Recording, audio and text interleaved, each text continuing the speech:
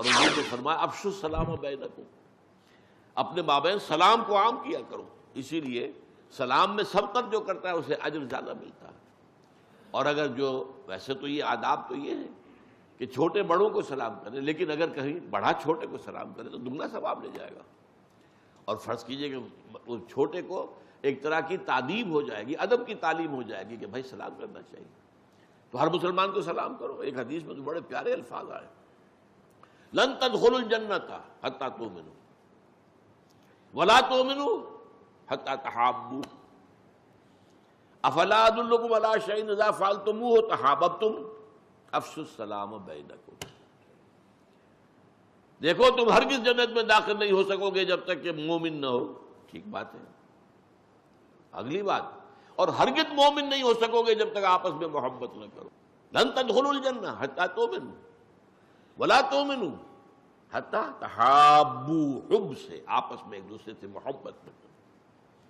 اور فرمایا افلا ادلکم علی شیء اذا فعلتموہ تحاببتم، کیا میں تمہیں نہ بتاؤں، تمہاری رہنمائی نہ کرو اس چیز کی طرف کہ اگر تم اس پر عمل کرو تو آپس میں محبت پیدا ہو جائے گی۔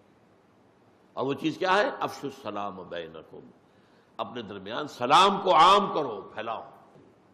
قیلا سلاما سلاما، معاشرے کے اندر ہر طرف سے۔ اب دیکھیے یہ دنیا میں اور بھی ہیں، گڈ مارننگ گڈ ایوننگ ہے وغیرہ وغیرہ، ہائی اور ہلو ولو جو کرتے، اس میں بہترین جو ہے گریٹنگ السلام علیکم، اور اس کا جواب فرمایا گیا کہ تم جواب پلٹ کر دو تو زیادہ دو، اور نہیں تو کم سے کم اتنا جواب تو دے دو۔ بعض لوگ جو ہیں وہ اپنے وہ تکبر میں سلام کیا کسی نے بس سر ہلا دیا، یہ نہیں، یہ تکبر کی علامت ہے۔ وعلیکم السلام یہ تو کم سے کم ضرور کہو، یہ تو قرض ہو گیا تم پر۔